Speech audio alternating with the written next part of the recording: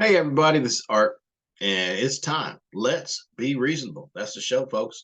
So we're here to talk about the news today. We got some top stories that we're going to wind down, tick down to the top story of the day or the week. So it's a wrap show. It's Friday afternoon, and of course, it's the last Friday for the month of September. Fall's in full swing. The leaves are coming off the tree. Before you know it, it's going to be winter. And of course, I'm in Indiana. Don't know if that's going to be 65 and sunny on Thanksgiving and Christmas, or if it's going to be 20 below and 4 feet of snow. We'll just kind of stay tuned and see exactly what happens. But here we are, folks. Here we are, right in the thick of it. Again, it's Friday. This is a news wrap show. Let's count them down, and let's deal with the Dianne Feinstein first. Hey, Dianne Feinstein passed away this morning, so rest in peace, Dianne Feinstein. She had been a pillar and liked both by Republicans and Democrats in Washington. She's responsible for the assault weapons ban, and she chaired some committees. She, like I said, was liked across the board. Um, but and has a indelible mark that she will leave on the Senate. It was kind of sad earlier this year. Of course, she's 90 years old, right? So she was having some issues. She fell, I think, had shingles, was dealing with that, and people were saying she needed to give up her seat, but she didn't want to do that, and I think it may have upset a lot of Democrats in California and, of course, across the country. But it was her prerogative. It just turns out today she passed away at the age of 90 years old. Um, I got to tell you that one of my biggest issues with Washington is how long they stay. As much as we talk about term limits and things that we would like to do in order to keep people from staying as long, obviously it hasn't deterred them. You can't get a term limit bill on the floor of the House nor the Senate. So, and why would they cut their own throats, right? So, doubt if you ever see a term limits bill ever hit the floor. So, anyway, so Dianne Feinstein passed away, and rest in peace, Dianne Feinstein. So, the next on my list is Biden going to Arizona. Biden spent a little time in Arizona yesterday. He was there with Cindy McCain and the family at the McCain Library. He was there, and just to kind of talk about John. Talk about it was nice how he talked about how Cindy and John met. How John was nervous and he saw this good-looking woman. It's like she's beautiful, and Biden was sitting next to him and said, "Well, go talk to her." And John McCain was being shy and whatever. He's like, "Oh no, no, whatever." So eventually, I guess it took Joe Biden and his wife to put Cindy McCain and John McCain together. So that was a tribute and touching at that. He talked about uh, McCain's service to his country and related it back to his son's service to his country. United States of America, there's a lot of people, service members that do a lot of great things, and those two did their part in order to maintain our freedoms, right? So he praised them for their work and for their efforts, and he talked about Donald Trump and his threat to democracy. And he, literally does say that Donald Trump is a threat to democracy, to which I will agree with him that I believe that to be the case. I think Donald Trump is a threat to democracy. So, and of course, I think I'm being reasonable in saying that. I look at what I'll tell you, 99% of what comes out of Donald Trump's mouth is a lie. So there's very little truth in him. And, I believe that, and we'll talk about this in a little bit, so I don't want to muck it up too much, but I believe that what the Republicans are doing with the Biden impeachments and all the rest of it is just a way to get Biden a little bit more dirty. So it looks like an apt comparison when you look at Trump versus Biden. So, yeah, he had a nice thing to say about McCain's. He said what he needed to say about Trump. Again, I think it was all factual. Uh, and, overall, a good day for Biden. So, that being said, let's move on to the impeachment hearings. That started yesterday, right? So maybe Biden was doing some alternative channel programming while they're on in the House committee, the subcommittee, having the impeachment hearings. Where what did we learn? Absolutely not. And then we did learn something. We did learn that Republicans haven't even looked at their own information. Uh, it was Smith the day before yesterday, so on Wednesday, who was out with the media talking about the WhatsApp conversation. And a reporter pointed out the fact that the conversation took place when Biden was not the vice president, neither was he a candidate for office. So he was a citizen. And the Smith from Missouri took issue with that and tried to basically claim that the reporter was biased and all the rest. So hitting all the notes that Republicans generally hit when you hit them with just the facts that, hey man, your own information doesn't corroborate the story that this guy's dirty. So it's kind of hard to find high crimes and misdemeanors when the guy wasn't even in office and wasn't even a candidate. So all that being said, all that took place. I think some of the other highlights was Jonathan Turley basically saying, "Hey, there's nothing that we can find that's impeachable here yet, but they can keep looking." And quite frankly, they've been looking since 2020. So if you haven't found it yet, then I don't know. I mean, I could be wrong, right? But I don't think you're going to find it at this point. It kind of looks like Benghazi all over again. But maybe they find something, maybe they don't. I will say, keeping it real and being reasonable, right? I know, what was it, Jeffries I think he was from Louisiana. What if they find like $50,000 in his freezer? I know people get caught. Rostenkowski, he got caught. Uh, uh, Menendez today. I mean, here's a guy running around with gold bars and money stuffed in his suit pockets and all that kind of stuff. Of course, the suits were hanging up in the closet, but nonetheless, money in the suit pockets. But anyway, so we know that it happens. The two elected officials, that kind of stuff goes to their head, and they feel like they're above the law, and nobody's checking them. And then, lo and behold, FBI shows up and start finding all kind of stuff like notes on their search history and the Google search history. Boy, that says stuff like how much is a gold bar weigh or how much is a kilo of gold, crazy stuff. So we know it happens. Will you find it with Joe Biden? I have a sneaky suspicion, and I'm going to say I don't think so, but I could be wrong, right? I could be wrong, but I just don't think so. Plus, Joe Biden comes off, very empathetic, very sympathetic to the American people. The only thing that the people cannot Joe Biden about, really, if you really think about it, regardless of Republicans and the crime, or the Republicans talking about the Biden crime family and all the nonsense that they're all just kind of clicking their heels and hoping that they can find something wrong with.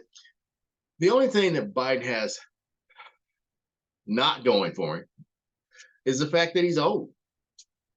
Well, here's a guy who maybe loses track of his train of thought. He also has a stuttering impediment that kind of shows up every now and then. He falls down every now and then, upstairs or, on a stage. He's old, right? But I anticipate or expect that to happen for people who are old. I imagine that you're going to fall. I imagine that you're going to forget some things. I imagine that you're probably not as sharp as you may have once used to be, right? All those things are products of being older.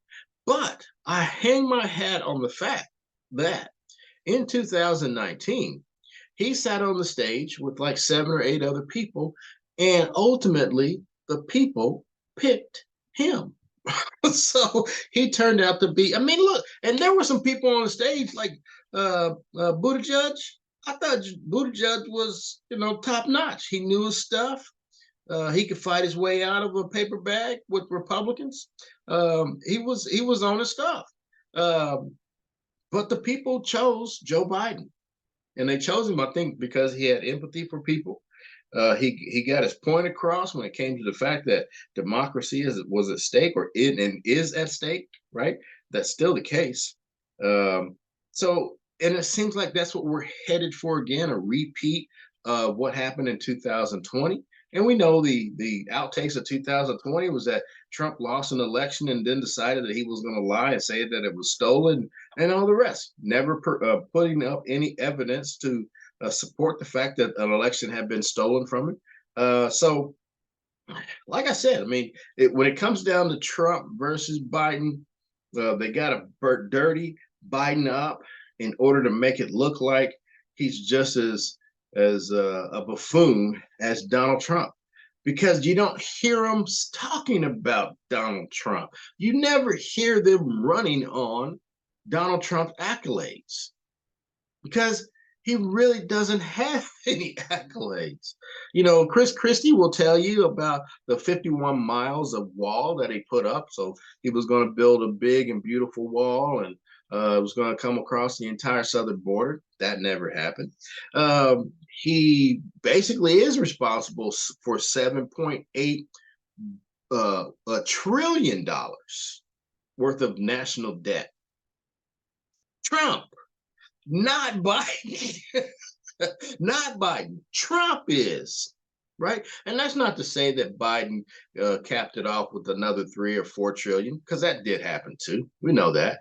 But you can't say that train didn't leave the station when Trump said that it was okay for us to spend $7.8 trillion worth of money that we didn't have. So there was going to be some inflation. So for everybody that says that it's Biden's fault and all the rest of it, hogwash. That's not entirely true. It's not entirely true at all. And everybody forgets about the tariffs. I don't know why you forget about the tariffs, but tariffs are a tax. Tariffs are a tax. We've been saying that forever, but Republicans lost their mind and said, "Hey, let's go down this road with Donald Trump and let's sock these tariffs on these Chinese and make us feel good about ourselves." But that causes inflation. So anyway, so there was that going on. There was, I mean, just anyway, back to the news. So there was the Republican debate. Again, you have people on the stage, and I got to tell you, it was a yawn fest. I think I probably slept a little bit or dozed off a little bit during the hearing because it was just so boring. And my biggest takeaways from the debate was that Chris Christie is let's just put it this way. I think Chris Christie is leading the show in my mind. I say that because Chris Christie is willing to go toe to toe with the MAGA group, and his lane is obviously the establishment lane, right? So he's willing to put the establishment against the MAGA crowd any day of the week and tell them what we're dealing with. So, and then Nikki Haley probably stands out to me. Ron DeSantis, believe it or not, in my estimation, Ron DeSantis is Christie light. All right. So remember back when Chris Christie was governor of the great state of New Jersey, and unions were upset with him. The state workers were upset with him. Christie got his job done and got reelected. 61% of the the people in the state of New Jersey voted for him. So, I mean, reelected by a wide margin. So regardless of what you may say about Chris Christie and the fact that he went around, he was just with the MAGA crowd, but not of the MAGA crowd, so to speak. But you got to say that Christie's a much harder hitter. Why do I say that? Because when you look at Ron DeSantis and what was going on in Florida, softballs. Really, softballs. Think about it. CRT. Is that even an issue? It's not even being taught in schools. No, it's not an issue. When you look at who was that? They hung him, or that was not Christie. That was Nikki Haley hung him out of the drive on banning fracking and being bad for business and the rest of it. So You know, Chris Christie is a much formidable character than Ron DeSantis. It's just, in my estimation, very crystal clear. All right, so and then you have my poor governor, Mike Pence. I mean, I'm not going to even waste my time talking about Mike Pence because that was just so horrible. Just to see him, I don't even know why he's a candidate. He's just horrible. I thought he was horrible as a governor of the state of Indiana when he was here. In fact, I hate to say it, but I was kind of happy to see him go run for office with Donald Trump. Of course, well, I voted for Gary Johnson that year, so I didn't have Trump winning. I did have Hillary Clinton winning, but that didn't happen. So I thought I was really just killing two birds with one stone by getting both of them out of the scene, off the scene, because I thought Trump was a nightmare back then. So anyway, there's my poor governor. So hopefully he gets out relatively quick because nobody's going to vote for him. I'm going to tell you right now, you got the establishment wing. Again, I'll say this, and the MAGA crowd. The MAGA crowd doesn't like him. And even though he's in the establishment Republican lane, they're not going to vote for him. I would say if it were to happen, if he were to get the nomination, I mean, he's going to lose that election. Okay. Maybe he gets 60% of the Republican vote, but that just tells you how much he's disliked. So just not going to happen. He needs to get out of the race and needs to get out of the race quickly. Ramaswamy and my man Tim Scott from the great state of South Carolina. Ramaswamy says a lot, but I think he's outclassed by the political maneuvering that the other candidates bring. They understand the politics a lot better. Ramaswamy, I mean, the first debate said some crap like he was going to dislodge Russia from its alliance with China. Not going to happen. So to me, that's what I was saying to myself. So that said, he really didn't understand the last 70 years, right? That's not going to happen. So if you think that you're going to go in and you're going to strong arm Russia into doing something, that's a pipe dream. Not going to happen. Now I know he's a self-made millionaire and the rest, and I'm okay with that. That's perfectly fine. I'm not disparaging the money that my guy makes, and I know how he made it. I know that people hate that he made it in China, and I know he brought a business back here before he decided to run for office. That's all fine and dandy, but I think it just makes you look kind of, well, it makes it look like you were turning your head another way until it became profitable for you to turn your head this way and pivot to bring jobs back to the U.S. So, overall, the election was a bust. I mean, I know that there's another one coming up, and the Iowa caucus is going to be in January. I don't think anybody drops out of this race. Bergman may drop out in November, December, but nobody else drops out of this race until after the Iowa caucus, because I think everybody legitimately thinks that they have a shot of knocking Trump off. And I really think they do have a legitimate shot of knocking Trump off. Even though he's flying high in the polls, polls don't mean anything if you can't bring these people out to vote. And I think that by January, this guy is going to be immersed in so much bullshit that I think that they're going to look for a way.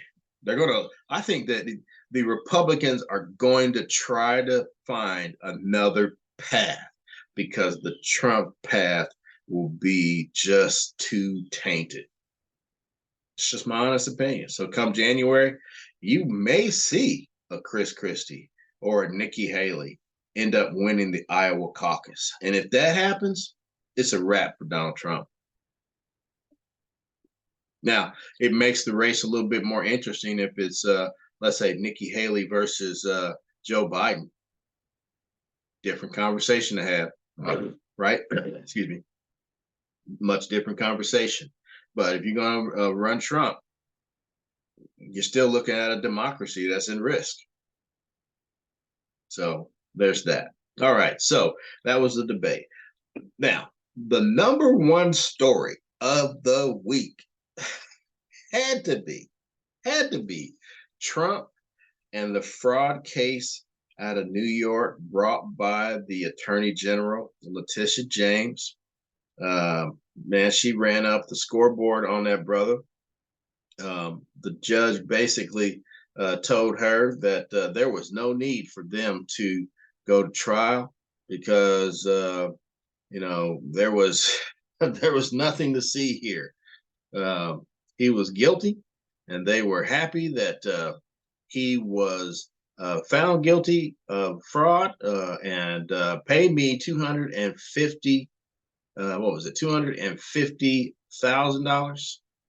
No, $250 million. Sorry about that. I'm trying to get the story up because I think it's worth you hearing it from George Stephanopoulos. So I'll just kind of wait for that to play.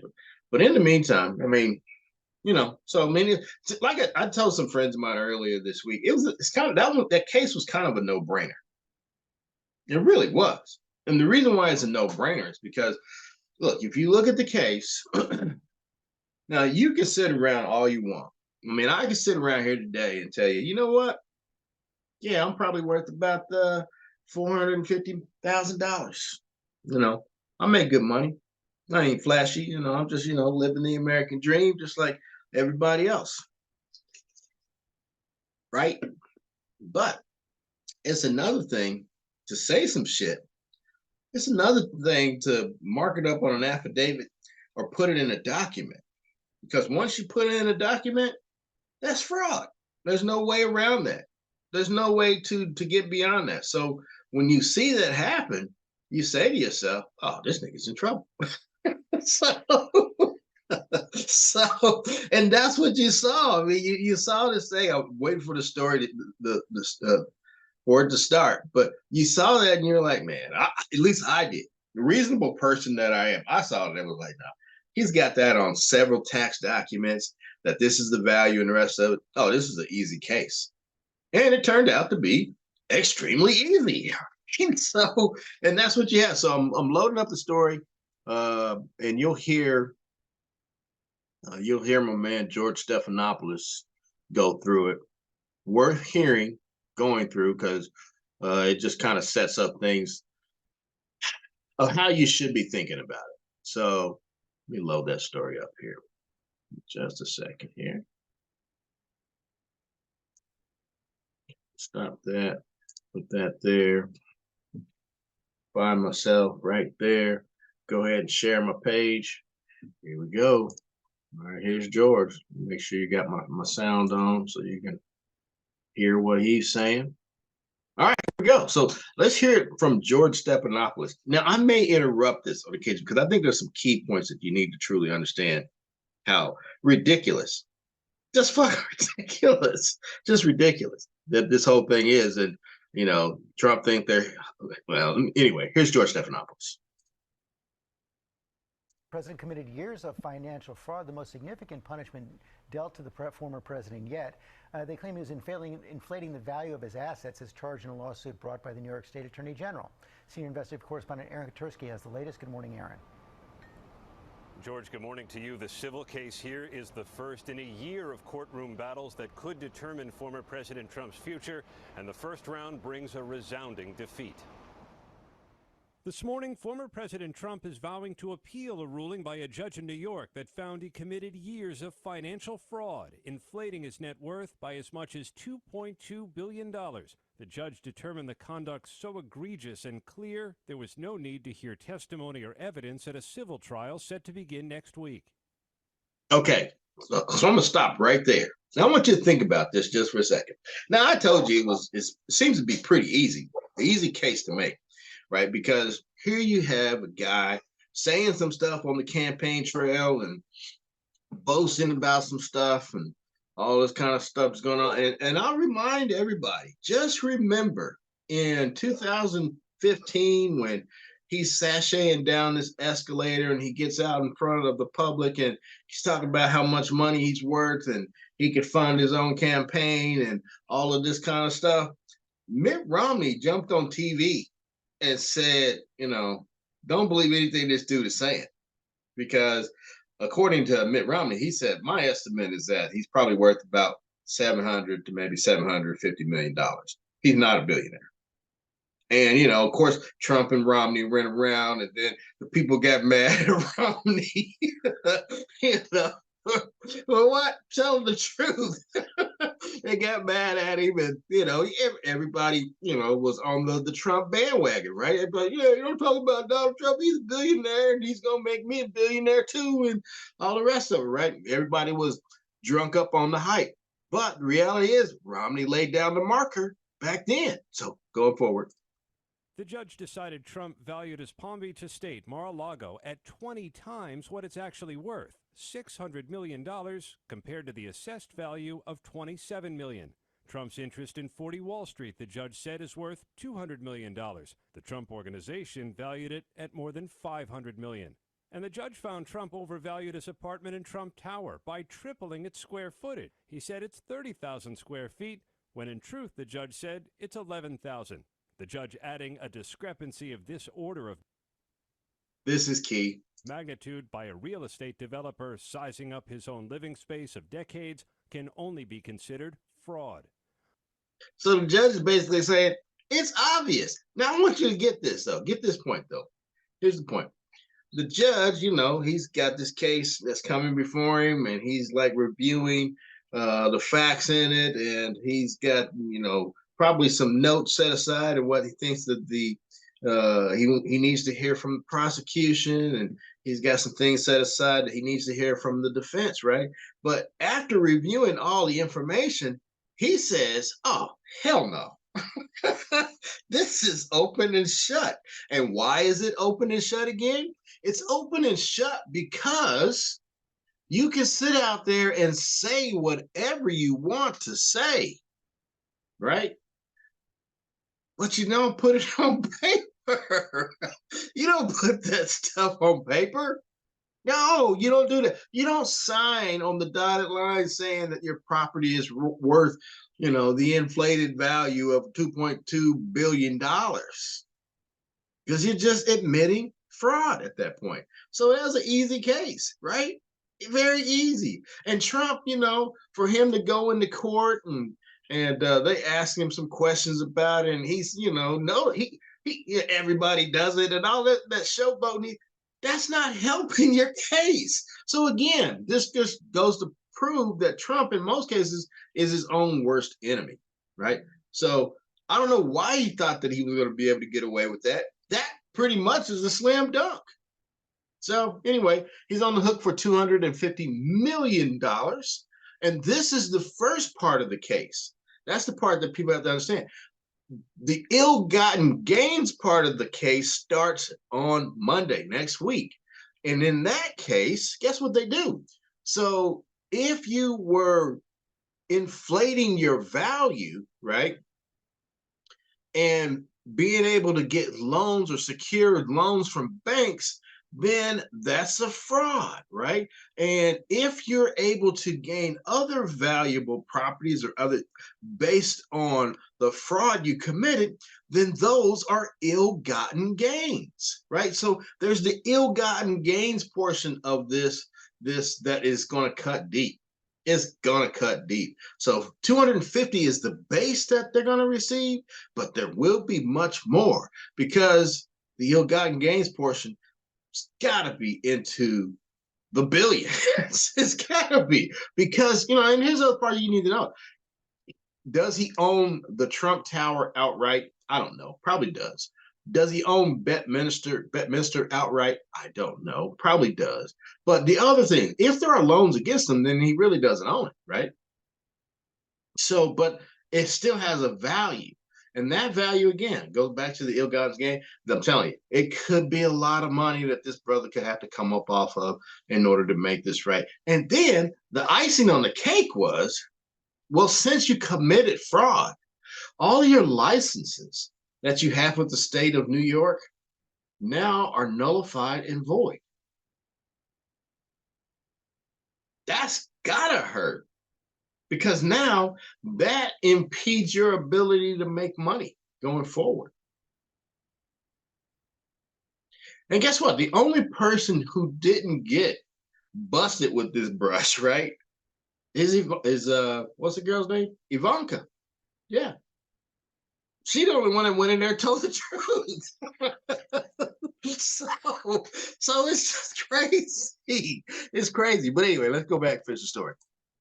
On the campaign trail, Trump often boasts of his business acumen. I have some of the greatest assets anywhere in the world. The ruling is a victory for New York Attorney General Letitia James, who sued Trump, his eldest sons, and his company last year for $250 million. In a statement, James saying she looks forward to presenting the rest of our case at trial. All that's really left for the trial to determine is how much the Trumps have to pay. The former president attacked the judge and the attorney general, calling them Trump-hating.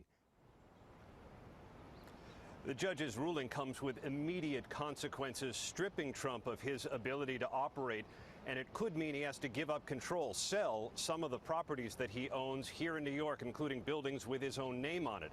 The judge also fined his attorneys $7,500 apiece, ruling, George, that they repeatedly made defense arguments that the judge said were straight out of fantasy. MAGA. That's MAGA right there, baby. Make attorneys get attorneys. He's throwing them under the bus. But see, they're at fault themselves, because you shouldn't have went in there with that sham to begin with. You knew that your client was guilty. But, you know, obviously your client is the one that was running the show, so he made you do this. You should have just recused yourself, or just got yourself fired. Because now, yeah, you're out. You know, maybe you don't care being out. You're $7,500. Maybe that's no big deal. But now you got to go back in there next week. Same judge. I hope you don't do it again. But guess what? He's still your client, so you just may. World. George? Okay, Aaron, thanks very much. Let's talk more about the consequences. Now we have our chief legal analyst, Dan Abrams, right here. This seems like a big win for the Attorney General. It is. It is a big win. I mean, basically what the judge has done is reviewed the documents in the case and said, this is all I need. This is a documents case. It is clear that there was fraud here. And as a result, there is nothing for a trier of fact, a judge or a jury, to assess, because after reviewing everything, there aren't any open questions, is basically what the judge has said. Isn't that what juries are for? It can be, but remember, this is a civil case, not a criminal case, right? In a criminal case, you wouldn't see a defendant with a ruling like this. In a civil case, where it's for money damages, basically the judge is saying there are no outstanding issues to resolve, and in all likelihood, it would be the judge who'd be the trier of fact in this situation anyway. Beyond the size of the fine, if that's what a jury ends up finding, this has significant consequences for the business of Donald Trump here in New York. Absolutely. If this holds up on appeal, this could mean he loses buildings. It means he loses properties. He loses control. This, you could argue, is more immediately perilous to some degree than some of the criminal cases to Donald Trump. Hits him in his pocketbook. Correct, where he really cares.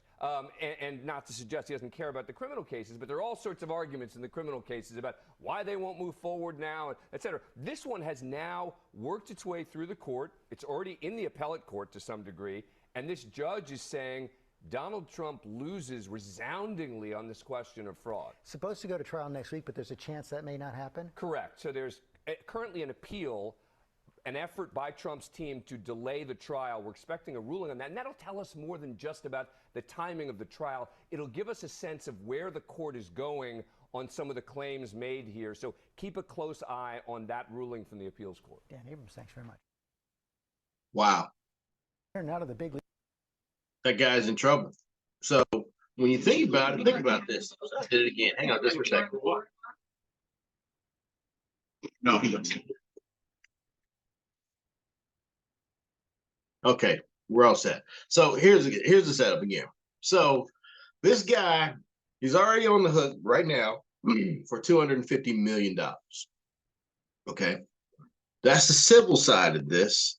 The ill-gotten gain side happens on Monday. So by the end of that case, this dude could be light some $1 billion or better. right? Because the floor is already at 250 million. Okay, so when you get to the ill guy, I don't know where that's going to end up, because you know he bought a ton of properties throughout the years, right? So all these properties are on the hook. So he's going to have to sell off some assets and do some other things. Now, on top of that, right? On top of that, think about it. He's got some criminal cases that are coming his way. He's got 91 counts coming his way. Now, for anybody, and of course, I'm gonna get back to the reasonable side of this conversation, and forgive me for laughing sometimes, but some of this stuff you got to look at and just say to yourself, "That's just so fucking stupid.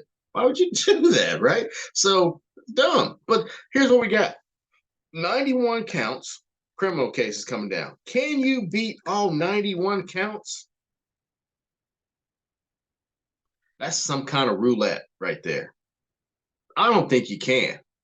So he's going to be found guilty of something. So not only does he lose his money, right? He loses and goes to jail too. That's what eventually will happen. So when you think about this case, or you think about Donald Trump, and for everybody who sits around and tell you that they just love Donald Trump and this is a witch hunt and this is politically motivated and all the rest, come on, y'all. Look, here's the reality. Here's the reality. Like I told you, in the documents case, it's pretty crystal clear. You can say whatever the hell you want to say to the general public. But when it comes to writing that shit down and signing it on a dotted line, and you got some lies in there, that's fraud. And it was so, and sometimes people will write things down, but maybe that not be the case. So then there's a case you got to prove that it was fraud. But the judge in this case said, this is so egregious. This is so egregious that there's no way in the world that he didn't know that that wasn't true when he put that in writing. So then that goes back to, the fact that if he knows he's putting it down in writing and he knows that this is not true, then why are you doing that? So, there's a part of this that you got to say that he truly thought that he would always get away with that. And I guess that he had a pretty good track record for 40 years of being able to get away with it, which begs a lot of questions today, people. In my eyes, it does. It begs some questions. Why did it take so long for this to happen? And it couldn't have just been because he was running for office, but running for office and winning the presidency, that puts more light on the topic. So it's not the fact that it's political. It's just the fact that once you decide to throw your hat into that public arena, like we've always said, we said it about Bill Clinton, we said it about everybody who runs for office. Your life is now under a microscope. It's under a microscope. So it's going to be magnified, right? So if you got anything out there that you're trying to hide or whatever, just know that shit is eventually going to come up. Which is the reason why most people don't run for office. It's crystal clear why a lot of these guys are sitting in the halls of Congress. It's because good people don't run. So that being said, when you look at this case and you look at the 91 counts, this guy ends up losing his money. He's going to lose the empire. He's going to lose some time because he's going to have to go to jail. I got to tell you, when I think about this, I think to myself, this guy lays his head down at night with a heavy pillow. That pillow is heavy. Just this guy's got some stuff on his mind. And I would not be surprised if this dude ends up having a stroke. And that'd be the next conspiracy. Is he really dead? Right? So, I wouldn't be surprised if he had a stroke. There's a lot of pressure. I don't think that any common person, I don't know who the heck you are, you end up collapsing under that stuff at some point. So I don't know when it happens. And again, I don't know if this will be the catalyst, right? that will, sorry, I got a dog barking in the backyard. They bark at everything. They just ruin everything, don't they? But anyway, this is going to be a catalyst, I think, for that January Iowa caucus because the stress is going to be too great. I mean, I already think he has some diminished capacity. If you were listening to him earlier this week talking about running against uh, uh, George Herbert Walker Bush and the current president leading us to World War II, I mean, you were listening and like, that don't sound right. But anyway, so I mean, so it's already showed up. So if Biden's old, this guy's old too, and this guy's old and got some legal problems to go with it. So I mean, I think it only gets worse from here. But you know, we'll just kind of play it out and kind of see how it goes. Those are the top stories for the week, people. Those are the top stories. And I got to tell you, keep your eye on the Trump case because that next week, once that starts and once the news starts trickling out about it, it's going to be incredible. And I mean, they've already said that this is fraud. So now it's going to be laying out all the pieces of fraud. So, I mean, I just look forward to that just being a doozy. I don't know when that will end up concluding. I think they said it was going to take like 2 or 3 weeks. But however it concludes, he's going to be a little light in the pocketbook. So, but again, he did it to himself. And for anybody, that's the part I was going to make earlier. For anybody who tries to say that, this is politically motivated and the rest, and we're one step closer to socialism, and this is the only way on the road to communism and the rest of it. No, I disagree with you. The reason why I disagree with you is crystal clear. First of all, socialist nations, communist nations, they don't have our rule of law, right? Trump was given the benefit of the doubt every step of the way. I mean that. So this guy, they knew he committed a crime or thought, right? So they decided to have a grand jury sit, and independent citizens heard these cases and said, you know what? Yeah, I think that you have a case where you could make an indictment. So he got indicted, right? Criminally and civil cases as well. So there was an indictment. And then from there, I mean, it just, you see the system work. That's not communism. That's not socialism. Anybody telling you that, they're lying to you. That's the American justice system. And Donald Trump, because he decided to lie about some stuff and actually put it in paper, he sealed his own fate. So that's just Donald Trump.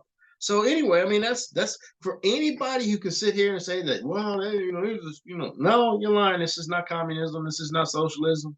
This is American justice. They gave him every opportunity. They, and that's the thing that people don't understand.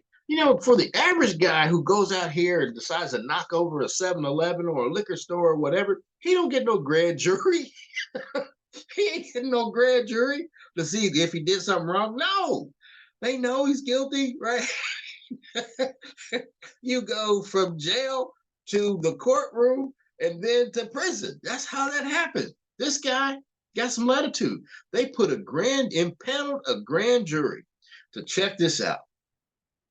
And the grand jury in every one of these cases, and look, okay, so maybe you can find one of them that says, maybe we shouldn't do that. But no, every last one of them, when they look at the law, right? They look at the law and they look at the events surrounding the said allegations, right? They all say to themselves, yeah, this is something that requires an indictment. And they come up with the indictable reasons, right? And then what does the prosecutor do? Just does his job. The prosecutor in all of these cases isn't going to bring a case that they don't think they can win. That's American justice. So, you're mad about that, then, you sound like my man Trump and all of these authoritarian type leanings, which isn't American at all. So all that being said, hey folks, that's the end of our program today. I know we're going into the weekend. I wish you guys a wonderful weekend. Enjoy yourselves. I don't know how many more of these nice weekends we're going to have, but make sure you make this a good one. So the month of October starts next week. And guess what? I will see you on Monday. I don't know what we'll be talking about. I think we'll be talking about rational, being rational. I think that's what we're going to start with. Just, what's the formula for having a rational discourse, having a rational conversation, being rational in your thoughts? Because I think all of us can get a little bent in what it is that we say we believe, but then when you really objectively look at it, it just doesn't make any rational sense for you to think that way. So so that's what we'll do probably on Monday. Let's talk about being rational and what we can do. Shouldn't be long like the rap meetings on Friday, but it should be worth everyone's conversation.